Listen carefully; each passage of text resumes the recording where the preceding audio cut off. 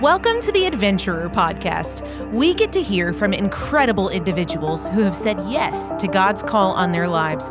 Whether it's taking the good news of Jesus to the neighborhoods or to the nations, we all have a call to share that story.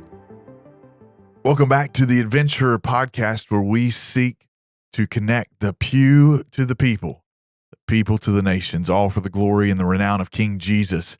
My name's Alex Watkins, and I'm the Minister of Adult Discipleship and Missions here at the corner of 12th and Chestnut, First Baptist Church, Bowling Green, Kentucky. And I'm joined today by... Hi, I'm Lauren Parrish. I am the Minister of Children here at First Baptist, and we have the coolest guests. Guys, I am so excited to hear this story today. We have Al and Edna Lindholm. Yes, two career adventurers who have spent their lives serving across the world, serving one name. His name is Jesus. Guys, thank you all so much for being here on the podcast today. It's great to be here. Thank you. Awesome. So let's dive into your story. Your career adventurers. What does that mean? Well, it started very simply with a simple invitation. The Lord said through a speaker on Missions Week, "Are you willing to go wherever the Lord would call you? If so, please stand up." And that's it. That was it. Wow. And then we had to figure out, because I was a fireman at the time, where does God use a fireman on the mission field? Al, I didn't know that. I didn't know you were a fireman. Now listen, though, if you have never heard, Alex, if you have never heard the story of how these two met, I have, and it's adorable. Would you all be willing to give us just a little? Because adventuring has a lot to do with how you met. It does. When I was a senior at Western Kentucky University, I saw this film on going overseas after graduation and working in a Christian environment for 2 years. And the Lord just seemed to say, "This is what I want you to do." And I went to Ethiopia and taught in a school for 2 years, my first 2 years of teaching. I learned a lot about teaching. But one of my students was a young man who lived far away. It was a boarding school. And his family invited me to spend Christmas vacation with them. And it just so happened that the man had a brother who lived in California, and his name is Al Lindholm. Gee, I know that name. And my brother's wife wrote to Al Lindholm in California and said, "We've heard that Miss Hughes is coming to your hometown to visit her brother at the university there.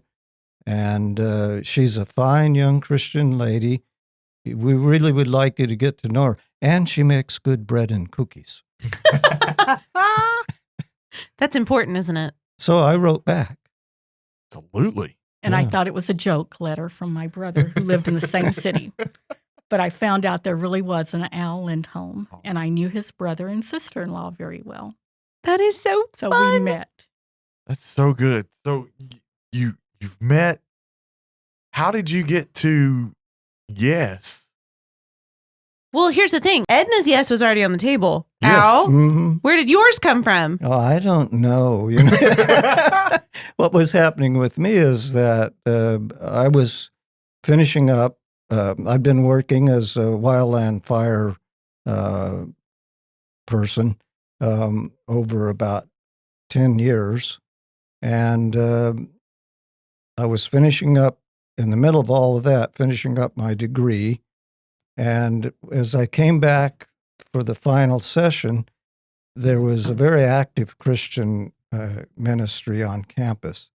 And I'd gotten involved with that, and I was attending church because usually I was the single one and the other firemen had families, and so I'd do the Sundays and holidays for everyone. So I got back into church, but the college church was Nazarene church. And so when Edna and I met and she agreed to marry me, she said, "But we have to go back to our Southern Baptist church." Yeah. And I was still a member of a Southern Baptist church since I was a kid. So we were there, and they enlisted us to teach Sunday school. And I began to realize how little I knew about the history and the scriptures and teaching somebody else. And at some point, the Lord said, Al, you could go to seminary. And so we went up to Golden Gate Seminary at that time, and we said, well, the Lord seems to be calling us to seminary. And they said, well, there are a few formalities. So we went back to our church and with the formalities, and they agreed that they would ordain us and lay hands on us and send us to seminary. And so we were back in about a month and a half, starting the January term. Oh, wow. Yeah. Wow. Very cool. And so we're in seminary. We get to that point. Walk us through what was next. Okay, so in the process of starting Hebrew and Greek and all that other stuff, Edna got a job after she got so many units, and she was teaching international school in San Francisco. Okay. And so we got maybe a year or so into it, and then the former head of the International Mission Board, it was the Foreign Mission Board at that point, came to do the Missions Week at the seminary. Yeah. And he's the one that said that if you're willing to go wherever the Lord calls you, please stand up. So I stood up, and then Edna stood up next to me, and strangely, she was smiling really big. Like I told you so, but I never really told But him. I never knew why I was at seminary. I mean, people said, Al, this is a vocational school. Are you going to be a preacher boy? What are you doing here? Yeah. Well, I don't know. Yeah. That's such a cool picture of your obedience. Like, you didn't even know why you were doing what you were doing. You just knew that the Lord told you to do it, so you did it. Yeah, and it was fun, And he loved studying, so being at seminary was what he loved to do. That's good. That's good. And the Lord said, all right, here it is. You're going to follow me. Yeah. And then he sent you all to a place that we can't talk about, but he sent you there for a purpose. What was it like, God calling you two together to serve him in the Levant, in the Middle East region of the world? Well, there's another little aspect to this. When I was young, maybe 6 or 7 in Bible school, maybe even a little younger than that, my best friend, Billy Meacham, who was a preacher's kid, responded to Vacation Bible School story about this person who went to Africa, Livingston. Yeah. And his invitation at the end is, do you feel called to medical missions? And Billy, my friend, jumped up and went down there, and I thought, well, Billy went, so I went with him. So even coming back finally to go to college and figure out what I was going to study, I kind of had in mind pre-med. Yeah. But then I got involved in fire control. That's right. Yeah. That's right. So when we're looking around at the list of positions, where can God use a fireman, we saw an encampment director in Brazil. And well, I could do that because we manage these stations and all of that sort of stuff. But then Edna came across one from a hospital in the Middle East, which she'd been to. She visited and said, Al, you could do this. It was maintenance person for a hospital. Yeah. And you had visited this particular place? When I was teaching school in Ethiopia, I had gone, another vacation I had to visit in this country where I had friends also. They were in the there was same the journeyman hospital. team. And it was Isn't that fun? very backward, a very, very backward country. Okay. Yeah. Explain for somebody that doesn't understand what you're talking about. In the 1970s, there were very few telephones except in the largest of the cities. Okay. There was no fast food restaurants. They ate local food and very friendly. Subsistence farming mainly. Okay. Some people had family working overseas that could send back some funds. but it was very, it's almost like the stories you read in the Bible. Really? Okay. Yeah. For one of the reasons for subsistence farming is when you have a lot of family members, there's not enough land for them, so they become a little bit of infighting. They marry cousins to keep it in the family. That's what happened to Abraham and many others. And they don't, in general, travel very far from home. The political situation for the ruler at that time was he didn't want the outside influence like they had in Egypt that was bringing about the overthrow of kingdoms and for democracy or socialism, whatever. So he shut down all the school. So it was only a few people who could even speak English, and they couldn't even write in Arabic, most of them. So everything that would consist of the opposite of what you were coming from is where God was sending you. In fact, there was a joke amongst the people that Abraham came back and he visited the country where he came from when he came from his home back in Iraq, and he didn't recognize anything. He came to Egypt where he'd been, didn't recognize anything. But when he got down to Yemen, he said, now I know where I am. And people were very friendly. It was very obvious we were not from their country, but they knew that we had worked at the hospital, and I didn't work there because I had no medical background. But they were very friendly. You'd be out walking, they'd invite you in for a cup of tea, and you thought, I don't know you, lady. But she knew us because we were American. Yeah. You're easy to spot. Now, Al, were you a fix-it man? Did you know what you were doing? More or less, yeah. Okay, just curious. My dad had been a carpenter. He had started out as the principal of a high school in Missouri, but the Depression came and the farmers in the state couldn't support it.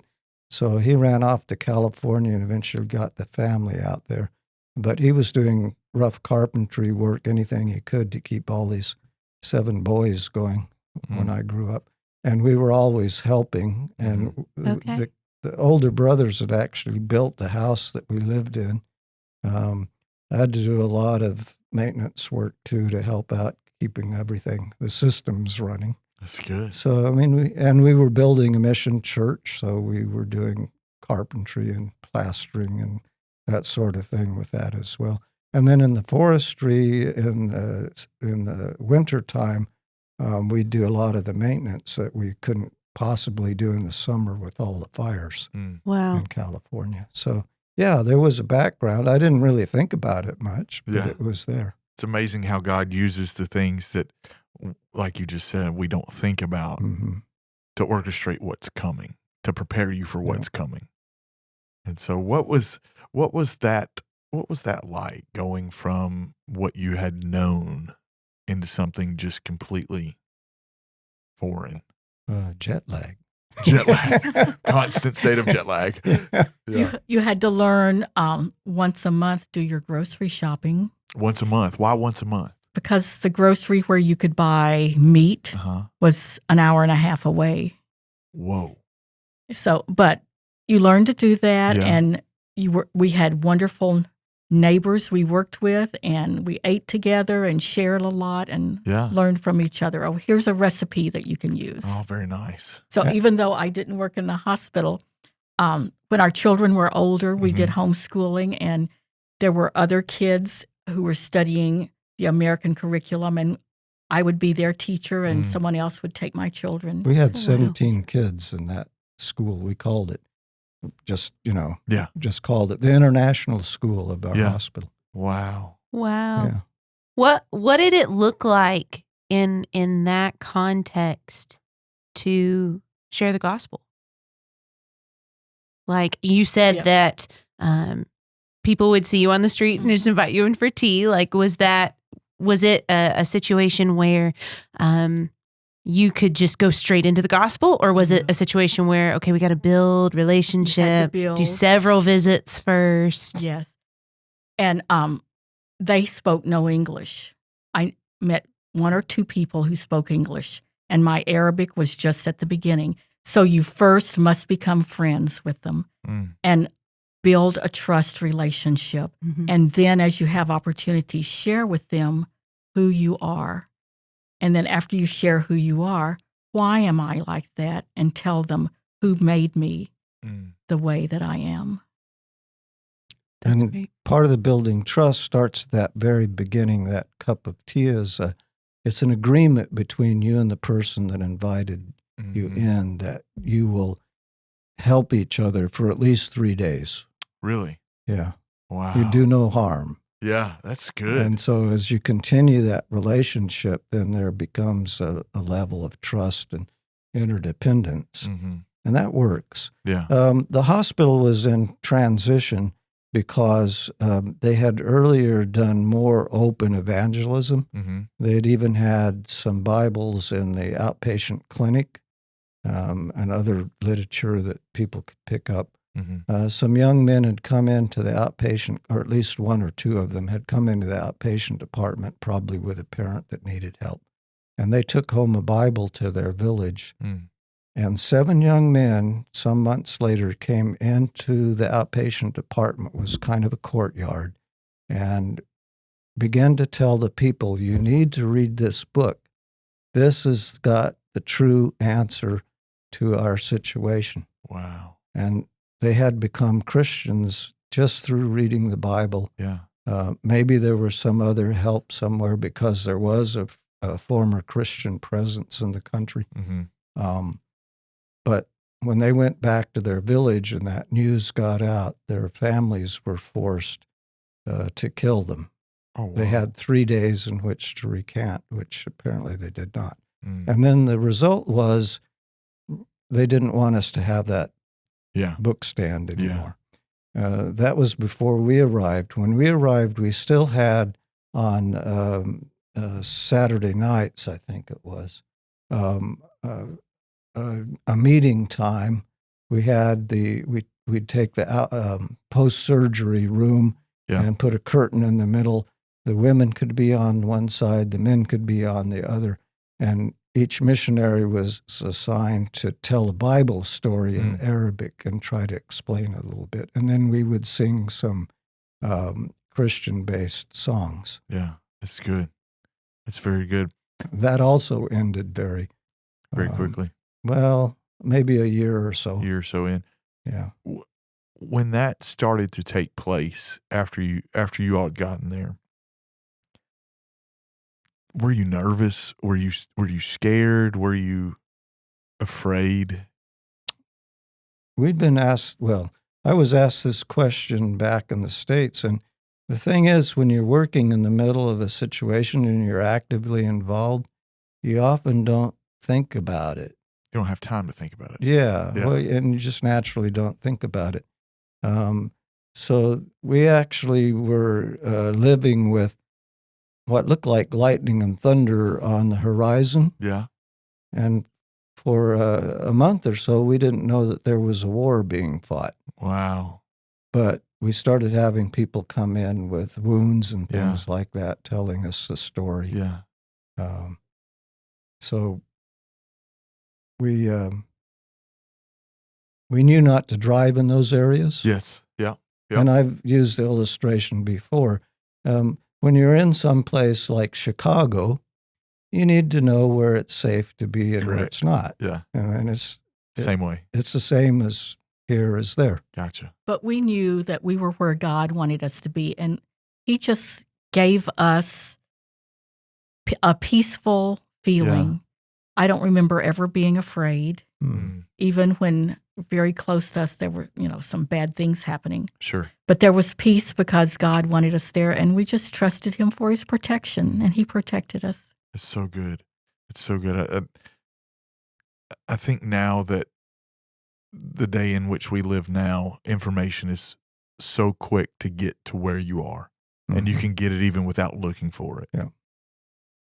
I almost think that our accessibility to know what is happening has made us a little bit timid Mm-hmm. and saying, yes, we'll go to hard places.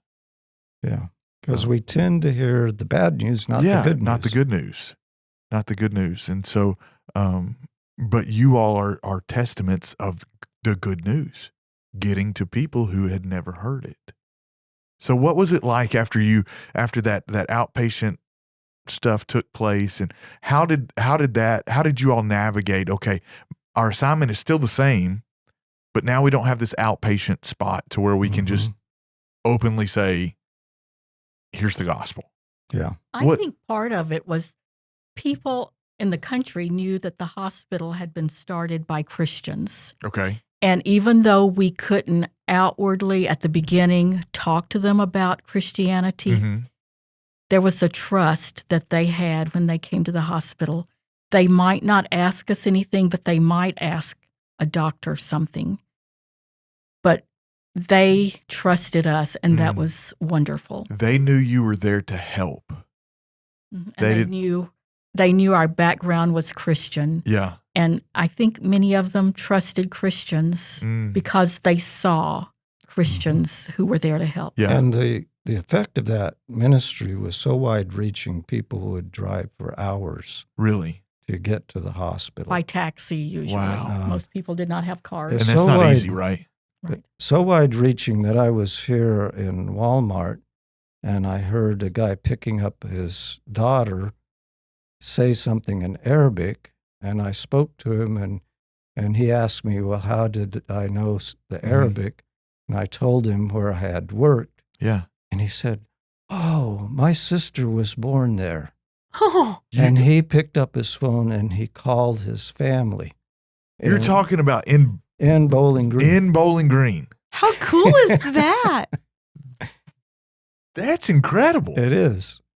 I mean, so his parents knew the place that we had worked. To think that where you all had served across the seas, and there's somebody in our own hometown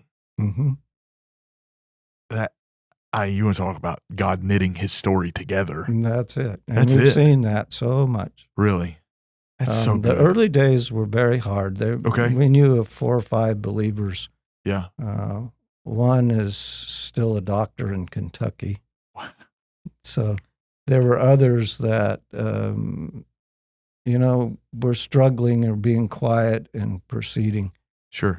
So it was a very slow start. Yeah. We began to have our people learn how to tell stories from the Bible, oral stories. Okay. Yeah. And that was helpful because they could identify with a lot of that, which also is included in the Quran. Yeah.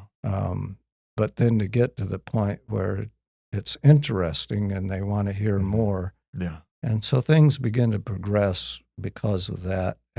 And we weren't alone in our ministry. A lot of other people were coming in. So those effects began to multiply. And radio and television. About 10 years after we were there for the first time, almost all the little shepherd boys on the hillsides were having cell phones. And so, there was some information that could go out in those channels as well. Sure.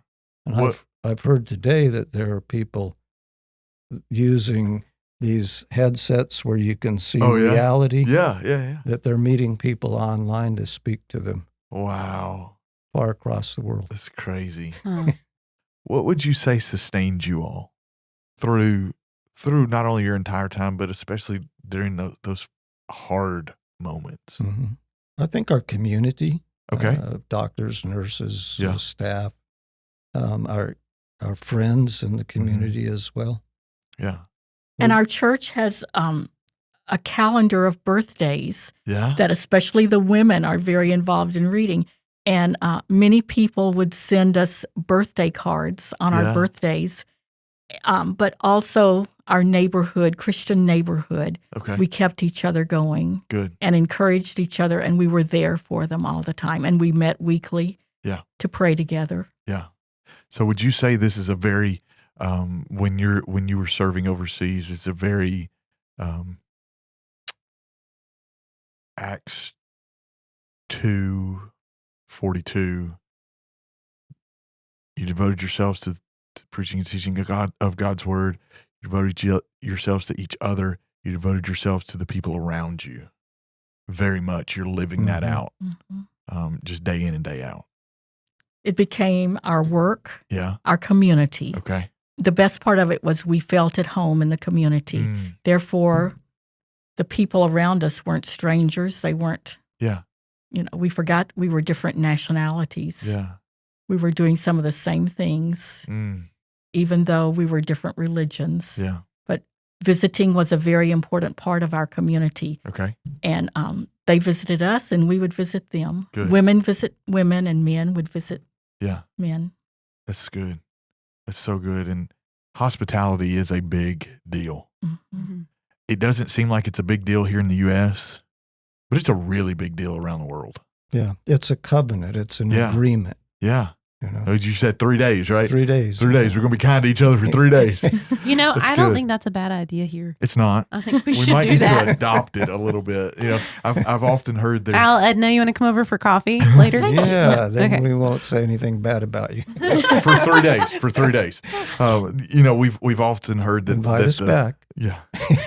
The most segregated hour of the week is from 11 to noon on a Sunday. The second most segregated time in America is from 5 p.m. until about 8 a.m. the next day, because everybody goes home to their little castle and closes the door. But when you're over in a different part of the world, your home is wide open. And you all use that, along with what you were doing there at the hospital, to say, look, we're going to be here. We're here. We're not going to be here. We are here. This is home. And God has called us to use our home, our job, to leverage it for the glory of his name. Yeah. And we were on call. Yeah. Oh, I bet. So that we may need to respond at any time. Yeah. And often it wasn't just medical problems. Maybe there was a problem with water or some problem in the community that we could help with. So, that interaction, that integration into community is really important. We had generators that Al and the maintenance people had to keep running, or the hospital would not have electricity in the OR or in any of the rooms or in our houses. Yeah. So he kept the generators running, and if something happened at night and the generator stopped, he would be awakened just by there's no sound there. Or even if the volume of the sound, the light bulbs buzzing and all of that, if it changed, for some reason I could catch onto that and wake up and run down. Wow. And in the dry season, he would remind people use less water because we're low on water. Look at that. And since we had the only electricity initially, that's what could pump water up into tanks where the community outside the hospital area could also get some water without having to go down and use a rope or something. Yeah. They would bring gallon jugs maybe to our tanks and take water home. So this wasn't just, the hospital was not just a place for medical attention. This was the hub. Yeah. It was really the hub of where you were. And then you leveraged that.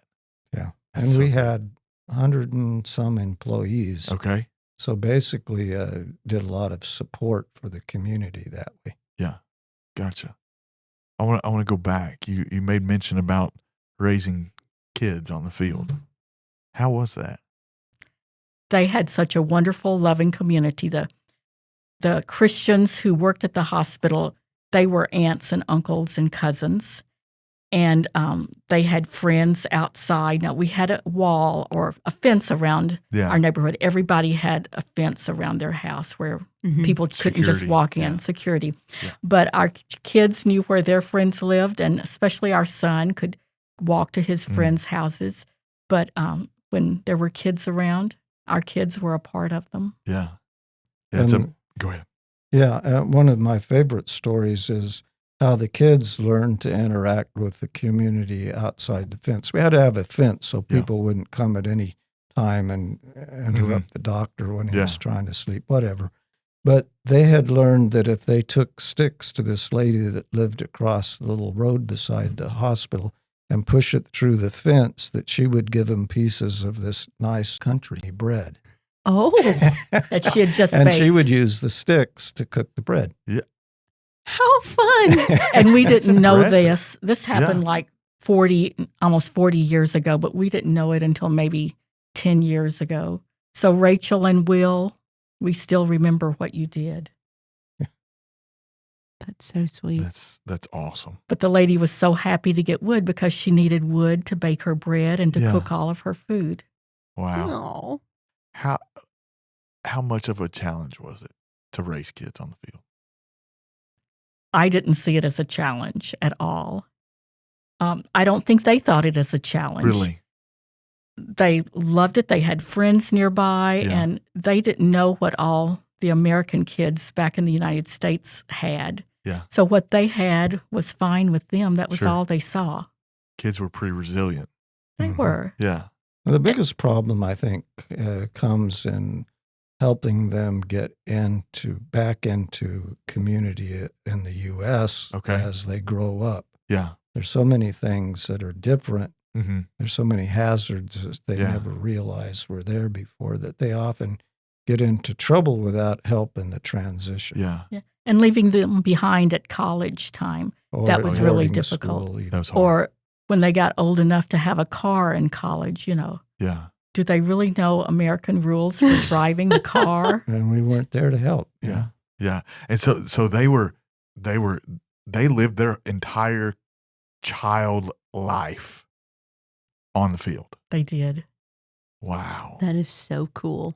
That's in a- incredible. A third world country, Yeah. but they thought it was normal. They thought it was normal. And they learned to love the food that was there, Mm-hmm. maybe better than fried chicken. And now when we get together, big. sometimes we go to Nashville because there are a couple of restaurants there that serve this food Yeah. that they grew up thinking was a real treat. Yeah. That's incredible. That's incredible. Now I know what else we're doing in the next 3 days while we're Uh-huh. Yeah. on the same page Yeah, and we're helping going each to other out. Nashville. We're going Right. down to Nashville. Can I mention the name of the restaurant? Please. It's we'll funny because give it a shout out. it's called Middle Eats. Oh. EATZ. Oh, with a Z, not even an S. Yes. You Middle know that place Eats. is good. They changed the last letter to Z. It's got to be That good. that makes it hip. It makes it very good. That's right. That's awesome. That's right. Would you say that your kids would say it was worth it? I think so. Yes, Yeah. very much There were so. challenges Sure, for them, sure. but yes. Yeah. I mean, That's I don't awesome. think they would. They loved it. They have wonderful memories. Good. Now, how many years did y'all serve total? About 35. Wow. That is so awesome. It went by fast, just bet. like it does for all of us Yeah. here. Yeah. We worked in several different countries. Each one was really different from the other. The first one was the hardest to adapt to, probably. But as time changed, foreign countries became more up on everything. Gotcha. Yeah. So the last countries were easy to live in. There were telephones everywhere. Yeah. Did you get to stay with the same language at least? No. No. So how many languages do you know? Do we know? You know one. We know one well, but we lived in How many languages 3? could you speak, at least get by? Well, at least With. English and Arabic. English and Arabic. There are many Arabic dialects. Okay. So I'm not always understood, but we can communicate and work it out. Yeah, you could. And 2 Yeah. others we studied briefly. Gotcha. Okay. That's incredible. And they haven't stuck so much. The one of the experiences was when you move far away, some words that you use very commonly have changed their meaning. Mm-hmm. Oh, yes. So we worked for a while in our country. Okay. And there we were trying to say, we'll meet up with you tomorrow. But in that language, it meant day after tomorrow. Oh, goodness. So it didn't work. That's right. Somebody That's never right. showed up. Yeah. That is it. That is it. What was if you could sum up, what was the biggest challenge Hmm. that you saw? Maybe you have different ones Yeah. or something along those lines. Being more exposed to many diseases was Okay, difficult. yeah. That was maybe one of the hardest. And also being far away from families and Yeah. having our parents sick Mhm. Yeah. and die Mm, when we were so far away from home. That was difficult. sure. Yeah, But we had a community that was right with us it's good. when there would be death in the family. Wow. Mm. And we were able to come back soon Yeah, to be with family. good. We would sometimes lose fellow workers Yeah. due to political or religious violence. Mm, And that was difficult. But, I mean, people face that in many different places, sure. even with first responders in the U.S. Mm-hmm. So it's not so much different from that. Yeah. People often ask, why did that person take this other person's life? Yeah. And for where we worked and the reason we were working, it was that person didn't take their life. They had given their lives, That's right. you know? That's right. Oh. That's right. Christ gave his life for us. Mhm. We then, in turn, give our lives back to him. Yep. He's the one that orchestrates and writes the story. And we can really make a difference. Yeah.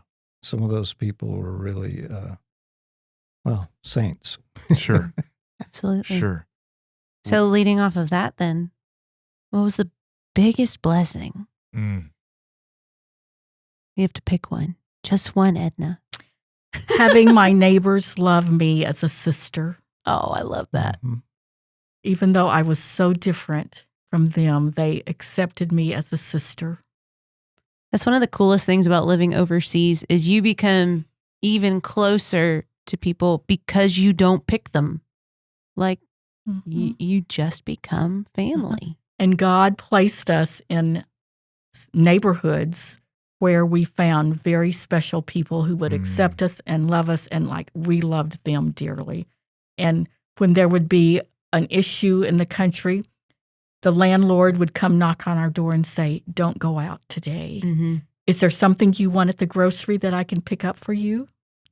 So he was looking out for us and telling us if it wasn't safe for us to be out. And I think people in hard places develop a sense of humor, and it becomes really important. Yeah. It was so fun to get to the point in language learning that I could tell a joke.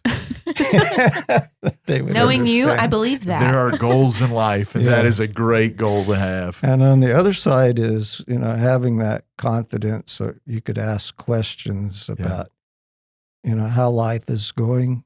Yeah. And are there any people that really are able to carry out all the rules and regulations of a religion? Yeah. Well, maybe 1 in 1,000. We don't know any. Sure.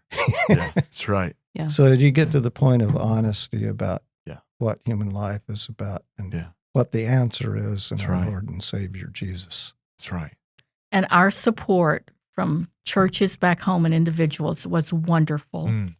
They supported us in a wonderful, wonderful way, and we were blessed by them. What would you say to local churches who have people who are either on the field or thinking about going to the field?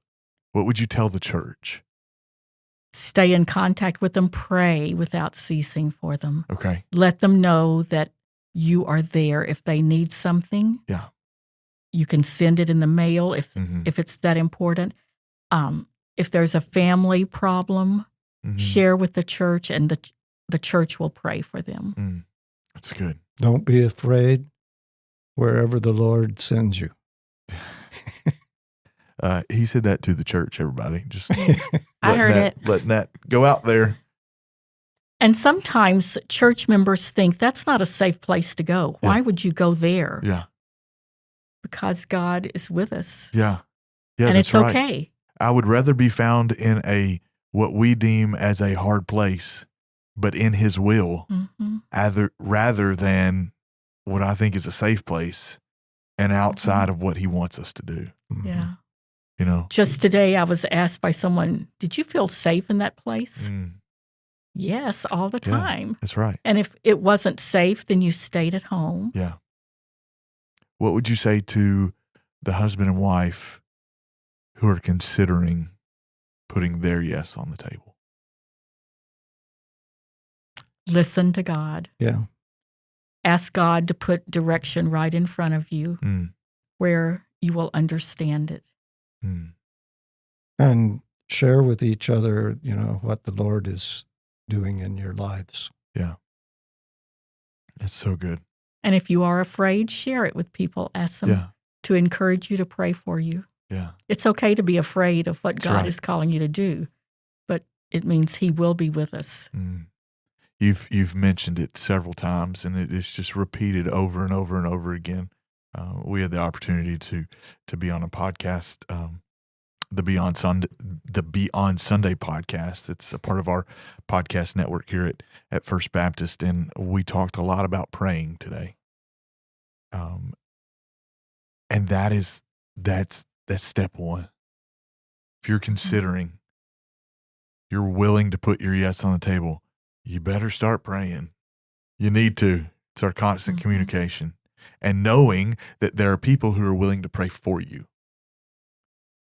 I think back to when I was younger, and my mom led the women's missionary union at Unit. It's Union, WMU, at my home church, and I always got to the birthdays.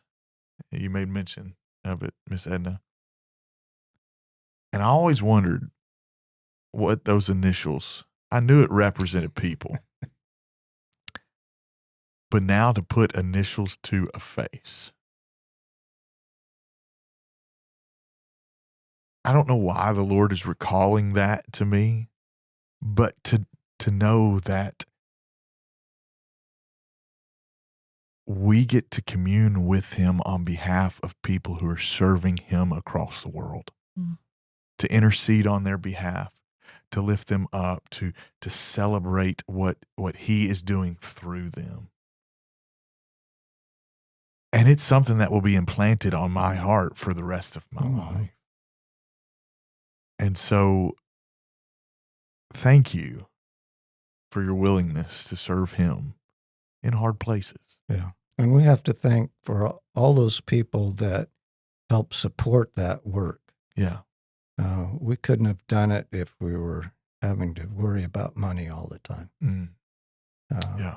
The hospital wouldn't have existed. Yeah. If and certainly not in a humanitarian way. Sure. If it had to make money. Yeah. Yeah. And so Al and Edna went on our behalf through the Southern Baptist Convention, through the Foreign Mission Board, now known as the International Mission Board. And the primary way that we help keep people like you on the field serving Christ on behalf of Southern Baptists is through the Lottie Moon Christmas offering. Which you can give to all year long. All year long. That's right. right. It is not limited to Christmas. That keeps mission work around the world going. Yeah. And very little of it stays in the United States. That's right. All of it, I think, goes all overseas. All of it goes to support workers. our workers across the seas, proclaiming God's name among people in every corner of the planet. Yeah. And friends, if you're listening and you want to get involved right now, number 1 is pray, number 2 is give, and then number 3 is go.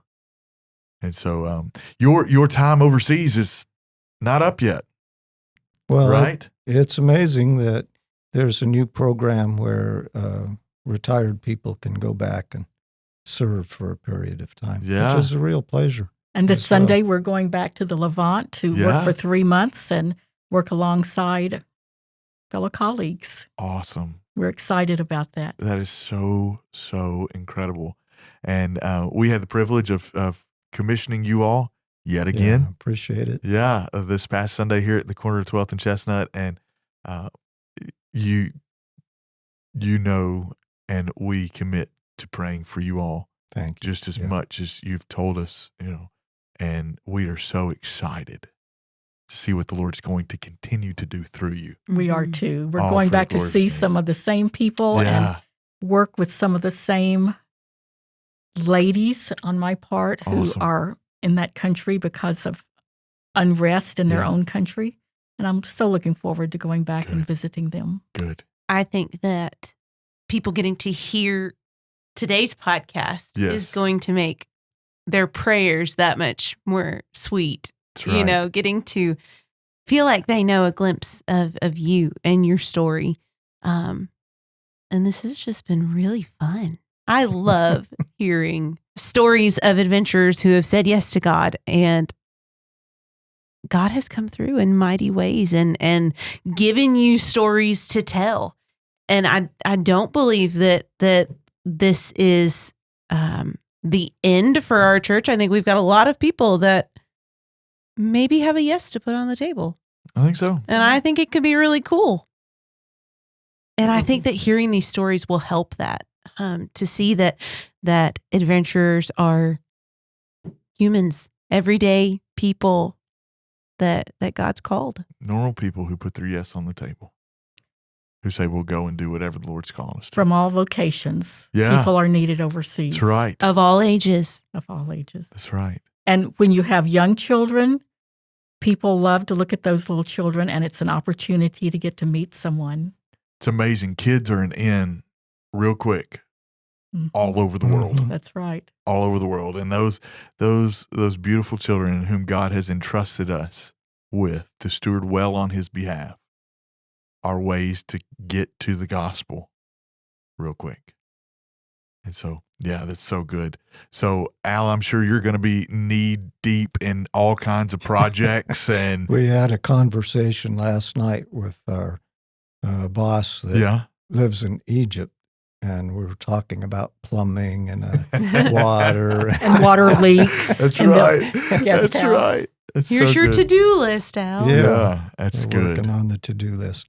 And one little blessing, when we left our apartment, very soon after that, the problems in the Middle East built up, and we had several families that had to get out of where they were. Mm-hmm. And in our apartment, the family that came had a little baby girl Oh, wow. while we were gone. Wow.